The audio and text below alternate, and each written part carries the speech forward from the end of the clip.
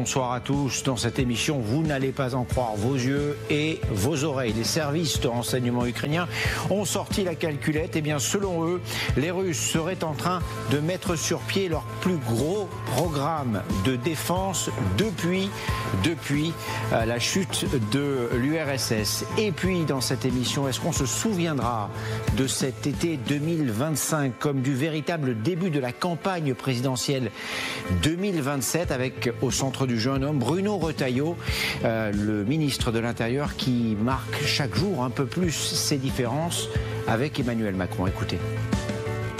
Je l'ai souvent dit, moi je respecte profondément à la fois la personne et la fonction du président de la République. Je suis gaulliste et je suis profondément attaché à la fonction présidentielle. Mais c'est pas parce que je suis gaulliste que je suis macroniste.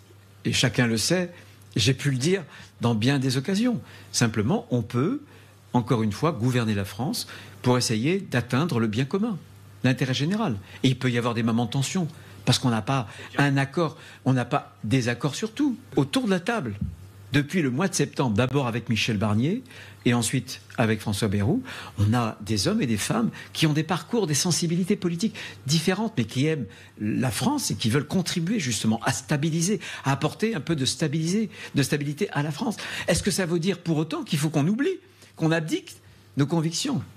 Ben, comptez pas sur moi pour abdiquer mes convictions. Ça, je peux vous le dire. Pardon.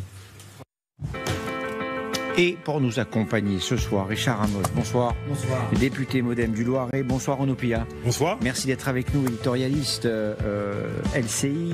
On va entendre Bruno Retailleau probablement plusieurs fois ce soir. Avant de commencer à discuter, direction peut-être Matignon, où le ministre de l'Intérieur doit être reçu par le Premier ministre pour ce qui s'apparente à un remontage de bretelles. Léonard Attal est sur place.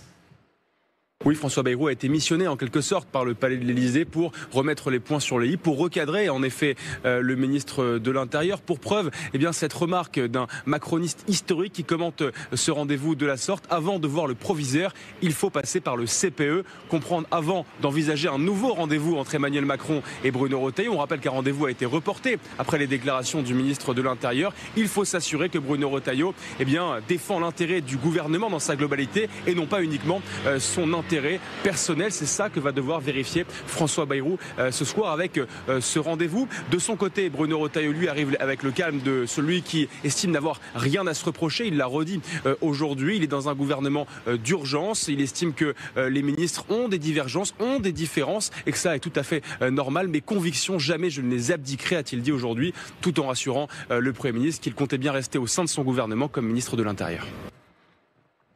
Richard Ramos, est-ce qu'il peut encore rester au gouvernement, Bruno Retailleau ? Mais c'est lui qui doit le décider.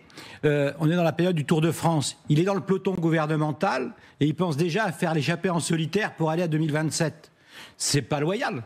Donc il est déloyal.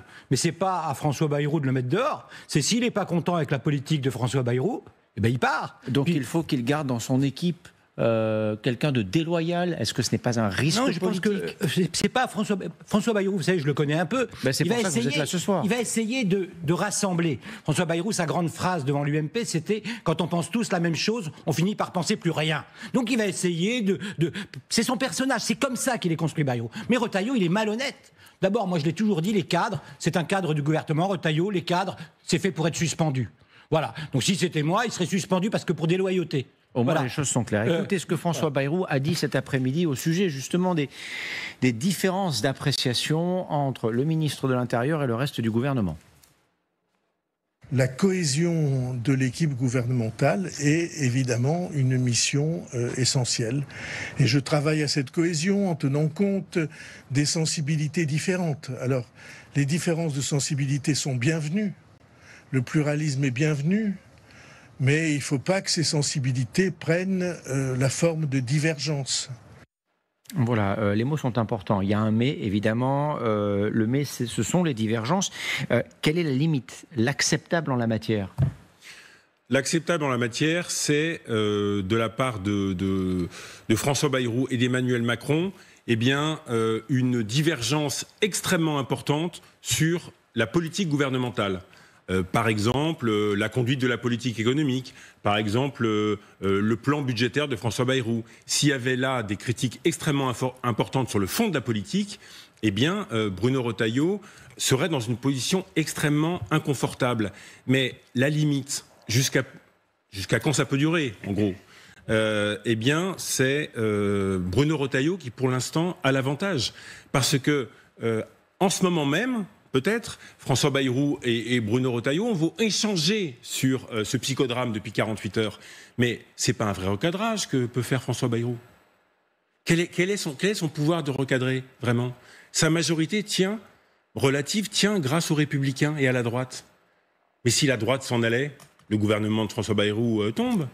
Emmanuel Macron, il ne peut pas cheffer, puisque à cause de la dissolution complètement ratée il y a un an, ses pouvoirs sont considérablement affaiblis. C'est un président abîmé. Donc, et Emmanuel Macron et François Bayrou sont dans un état de faiblesse, notamment dans l'opinion, qui fait qu'ils ne peuvent pas recadrer, comme normalement on recadre, un ministre sous la Ve République. Vous vous souvenez, un ministre ferme sa gueule ou ça démissionne. C'était Jean-Pierre Chevènement. Ils ne peuvent plus faire ça. On est en coalition.